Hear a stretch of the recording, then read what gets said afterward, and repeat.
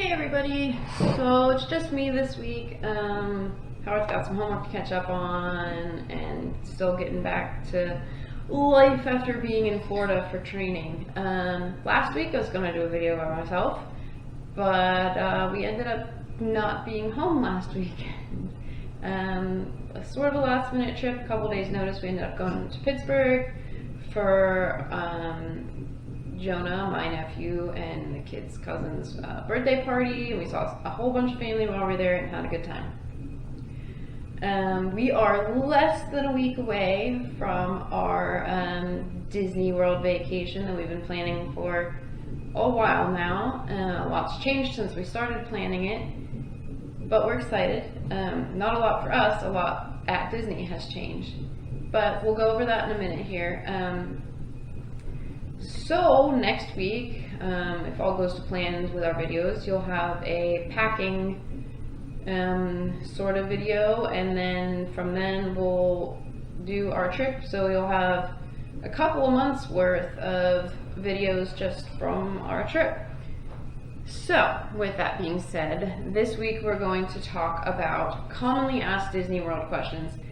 We originally did this on our blog 2 years ago, but some things have changed since then, especially with all of COVID restrictions, and then now that some of those COVID restrictions are lessening or going away. So I'm going to cover some of that COVID stuff first and then go into the questions that I had 2 years ago. So, are masks required? This is a tricky one. A couple weeks ago we talked about how Disney was making it so that masks were no longer required in outdoor common areas. Starting Tuesday, June 15th, masks will no longer be required at all except on transportation, so monorail, ferry boat, Skyliner, buses. The 15th, those were the only places that masks will be required for everyone. Now, there's a caveat to this. The verbiage on Disney's site says that masks are no longer required for guests that are fully vaccinated. But, according to the state of Florida, they are not allowed to ask for proof of vaccination. So it all comes down to, well, are guests going to be truthful about it? Right now we're planning to not wear our masks outside unless there's a ton of people near us, and then even though both Howard and I are fully vaccinated, we will wear our masks in indoor locations, especially on rides and in lines when we are going to be close to other people, for two reasons. One, because we're still not far enough away from all of this to go back to total normal, and we believe that there are plenty of people that may not be truthful and just not wear their mask, and because they don't have to prove it. And the biggest reason for me personally is because that Christian and Bella are both not old enough to have received the vaccine, and therefore will be required to wear a mask regardless. So I don't think it's fair to say, hey kid, I'm an adult, I was able to get vaccinated, you're not old enough yet, so you have to wear a mask, but I don't. So we will be wearing our masks when indoors. Obviously not in our hotel room, because that's never been a requirement.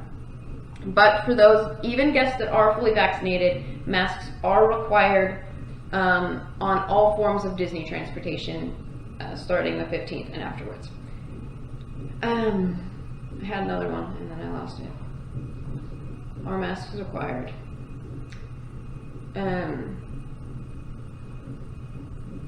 Disney will be continuing their high standard of cleaning. They've always been super clean. So they're going to continue that. There will still be hand sanitizer and hand washing available throughout the resorts, the parks.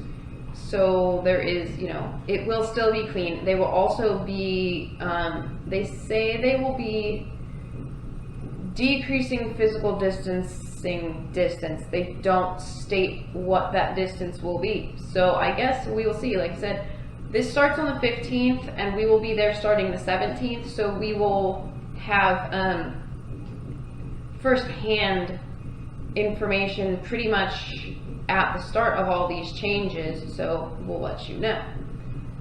Now, on to, sorry, I went to Disney's website. On to some of the most common questions is, why should I stay on property? Now, there used to be more reasons, but there are still some good reasons to stay on property. There is transportation from all the resorts to the parks. It's like every 20-ish minutes. It's reliable. That's on the buses. There's the ferries, there's the monorail, there's the Skyliner. Now, you don't have to be staying at a Disney resort to use those once you're at a park or at Disney Springs or something, but it is nice to wake up and get ready to go to your park and get on a bus to go straight to the park.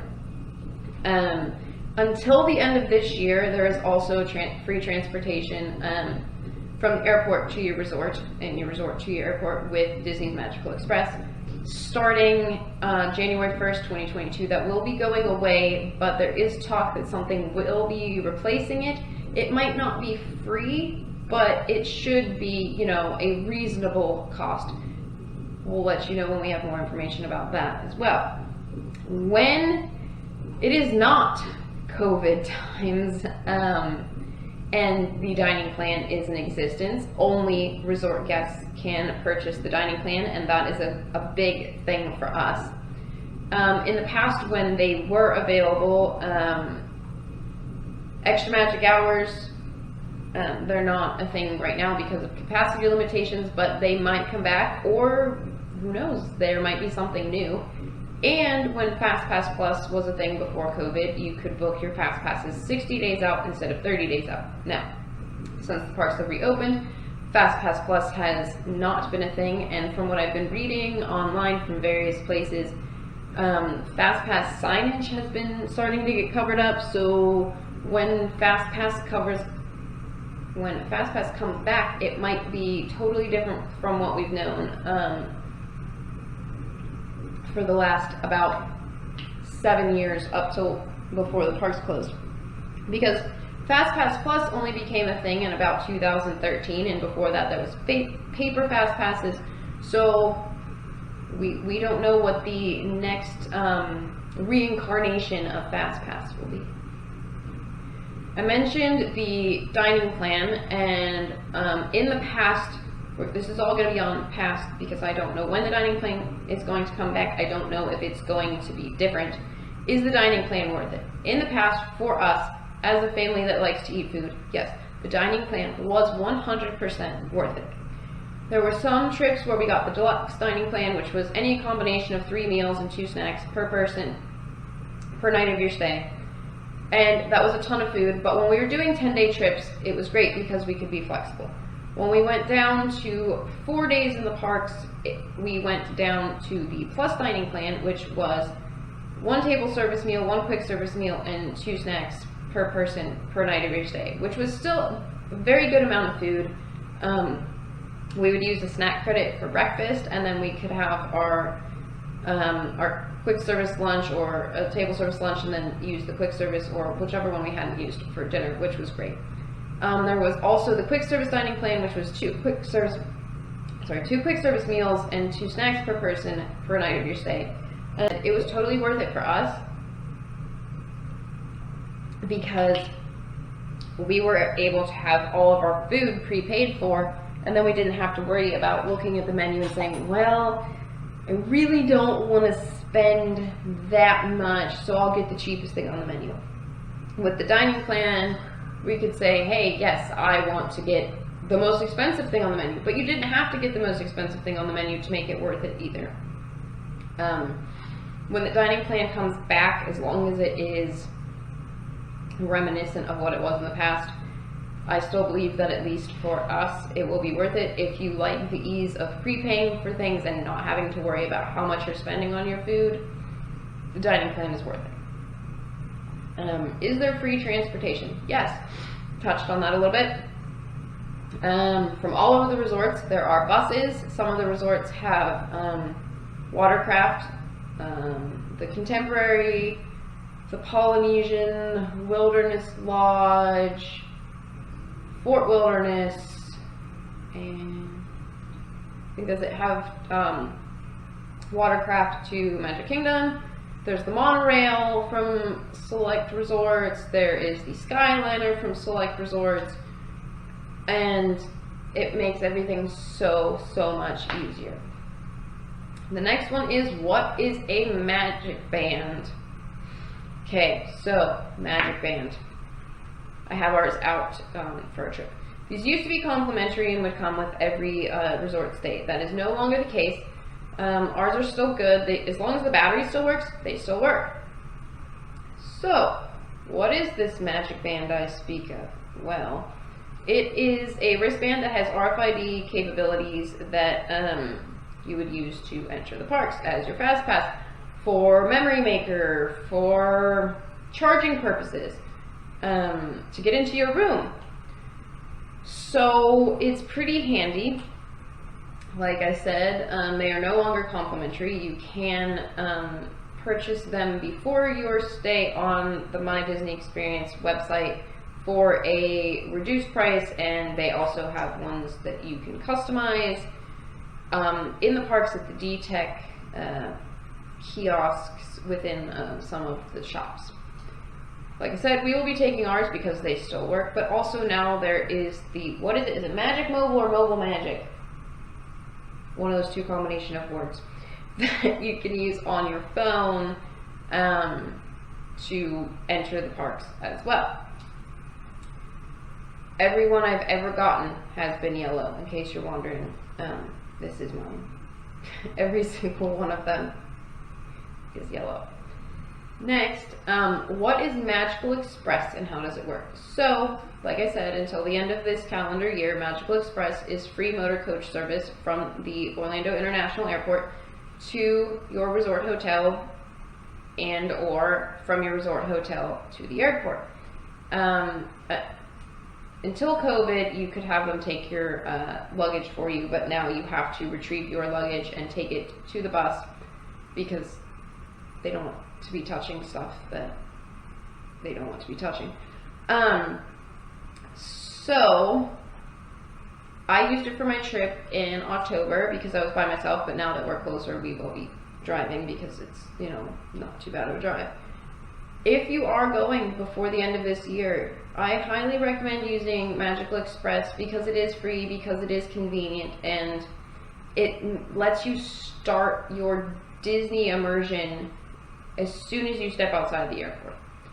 So that's how do Fast Passes work? Well, in the past, when Fast Passes were a thing before COVID and physical distancing requirements made it so that the Fast Pass queues needed to then be used for the standby queue, you could bypass the standby line. I'm sorry, my eyes, I don't know what's going on with it.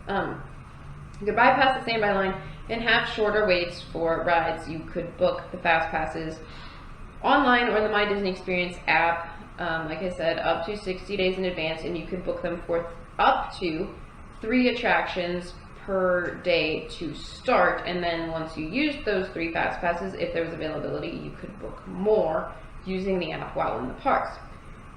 Right now, no one really knows what the future of Fast Pass holds, what it looks like. When it comes back, or when there's an announcement of what it will look like when it comes back, we'll let you know. What counts as a snack on the dining plan? Well, in the past, it could be a lot of things. Anything from cupcakes to ice cream to popcorn, single-serve beverages, candy, school bread, Dole Whip, Gaston's Tavern cinnamon roll. I think that the blue and green milk counted as a SNAP credit before COVID closures. There was just so much. Now, in the past, before the dining plan went away, the menus, and I think they still do in anticipation of when things return to normal, on the menus, anything that counts as a snack credit has a sorry, this is more talking than I normally do. has a Disney dining plan symbol next to it that tells you that it is snack credit eligible. Oh my goodness.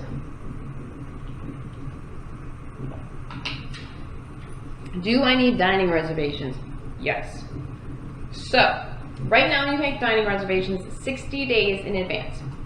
It used to be 180 days in advance, but because people are planning their trips less far out with concerns of COVID, especially a few months ago, things have changed. To get into a table service restaurant, though, you will need a reservation or to join the walk-up list on the My Disney Experience app. Reservations are highly, highly encouraged. They're also required for Oga's Cantina, not dining, but reservations are also required to build a lightsaber. They're highly encouraged to build a droid. What else? But yes, dining reservations are highly encouraged because even during normal times, there is a chance that there will be no walk-up availability. How far out can I book my trip? Well, how far out do you want to go? Now, most times you can book a trip with up to the last day of your trip being 499 days in advance. Now, it also depends on if the next year's vacation packages have been released or not, which normally happens in June. This year it happened, I want to say, in February. So right now, you can book trips for all of 2021, and I'm fairly certain you can book trips for all of 2022. Let me look real quick. Always have the Disney website open. May, June, July.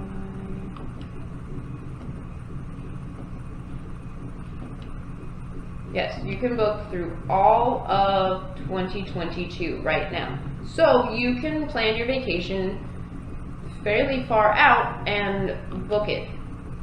Which brings me to this next one. Can I make payments on my trip?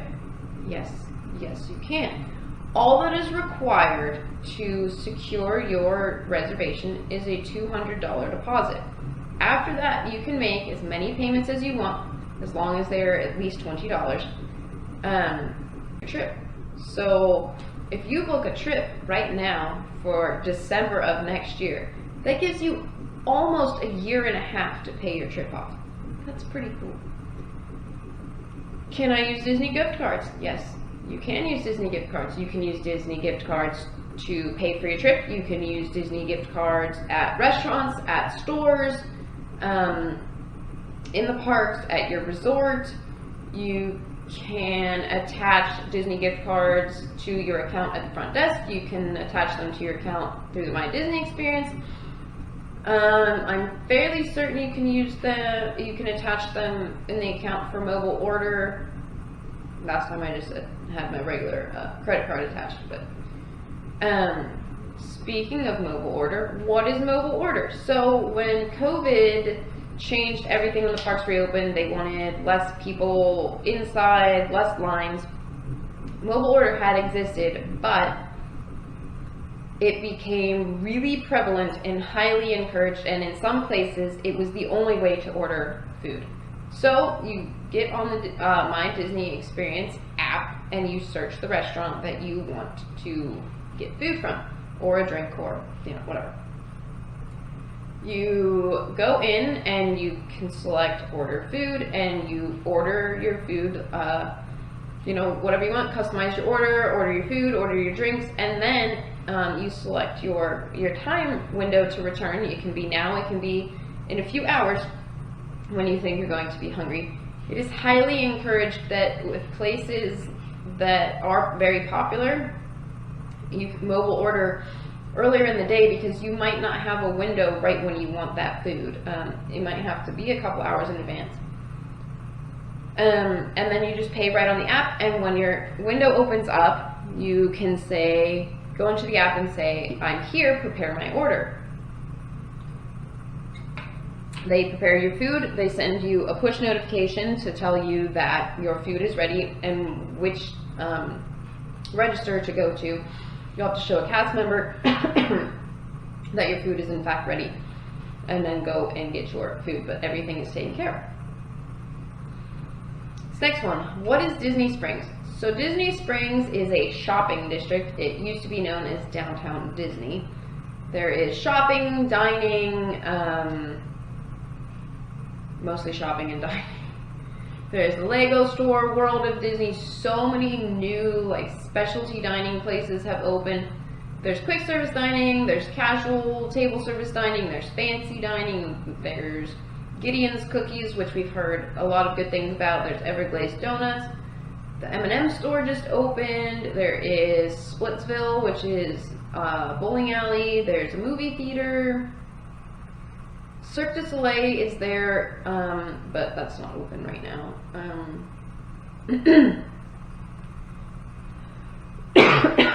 sorry. Oh my goodness. It is free to enter. You don't need a park ticket. It is free to park at the parking garage. If you are driving, there are buses from all of the resorts that go there. A few of the resorts do have boat transportation as well. I don't think any of those resorts are open right now, but they do exist. There's also the guest relations at Disney Springs, which is where we normally go to get our military vouchers activated. Important stuff. Otherwise, our tickets don't work. Okay. Does Disney own Universal? Yes, I have been asked this before. No. They are two very separate companies. They are two very separate theme park corporation enterprises. Very close together. They are not the same. What is Memory Maker? Okay. Memory Maker is actually really cool. We've used it in the past.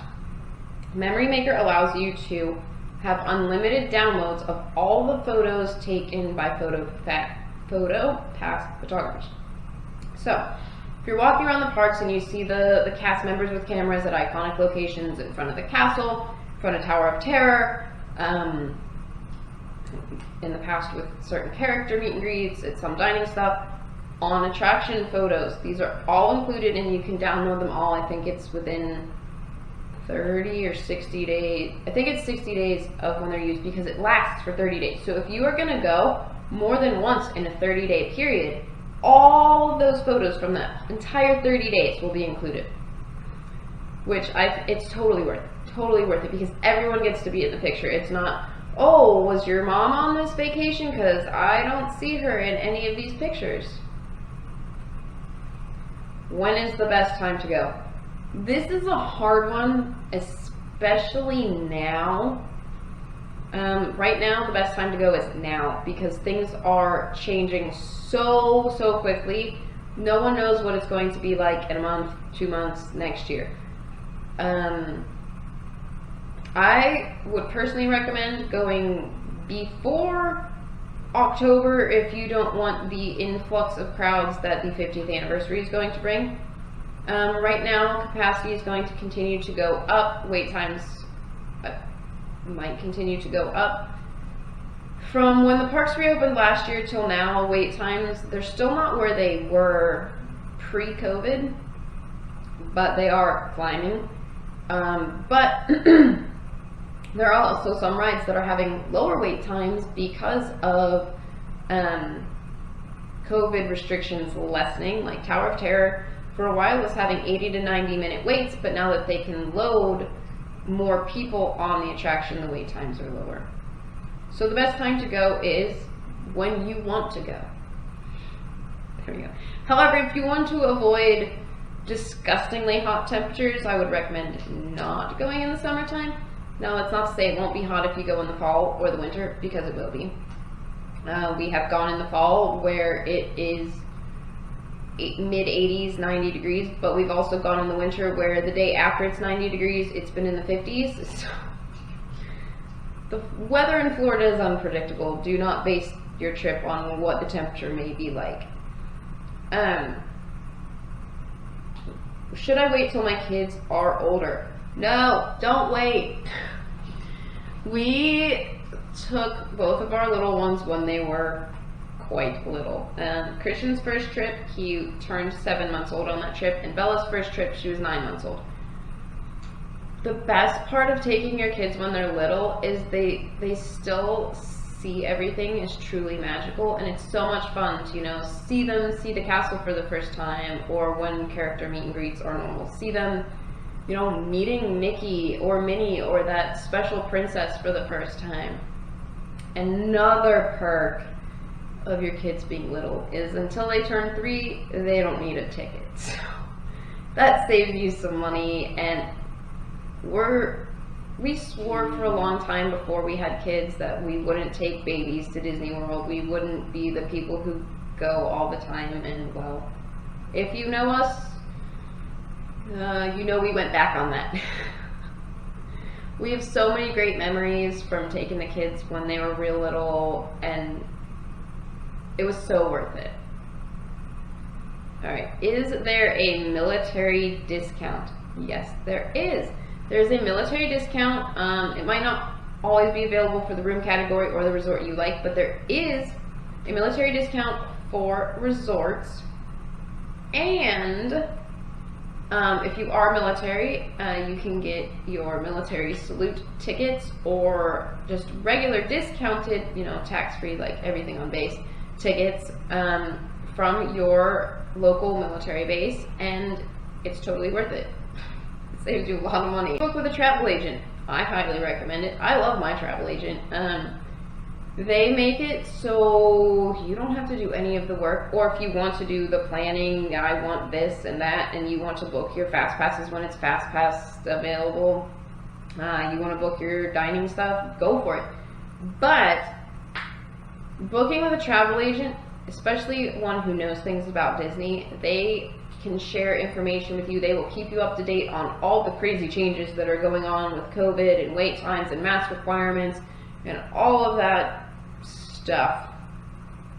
But they also make it so if something does go wrong or something needs to change, you don't have to sit on the phone for hours with Disney trying to change it. And for the most good travel agents, the price will be exactly the same as if you booked it yourself, but you won't have to do as much work. You won't have to stress. This question is not on here, but I thought of it. What is a park pass reservation, and do I need it? Yes, you do need it. So when the parks reopened after COVID, park pass reservations became a thing. A park pass reservation is required to enter the Disney theme parks as well as a theme park ticket. Park pass reservations, they're free, but you do need a theme park ticket, and you need to go and reserve a park pass reservation for the park you would like for each day of your trip in advance. You cannot enter a park without a park pass reservation. Now, a few months ago, park hopping returned. So let's say you have a park pass reservation for Hollywood Studios, okay? You have to enter the park you have a park pass reservation for. Go to Hollywood Studios for a few hours, have a good time, eat a Ronto wrap, go on Smuggler's Run. Maybe you got lucky, got a boarding group who rides the Resistance and got to ride that. 2 o'clock rolls around, you can now park hop at any of the parks that are not totally at capacity.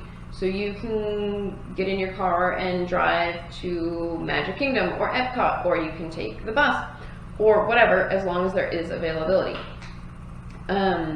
So yeah, like I said, lots of things are changing, constantly changing with all this COVID stuff changing.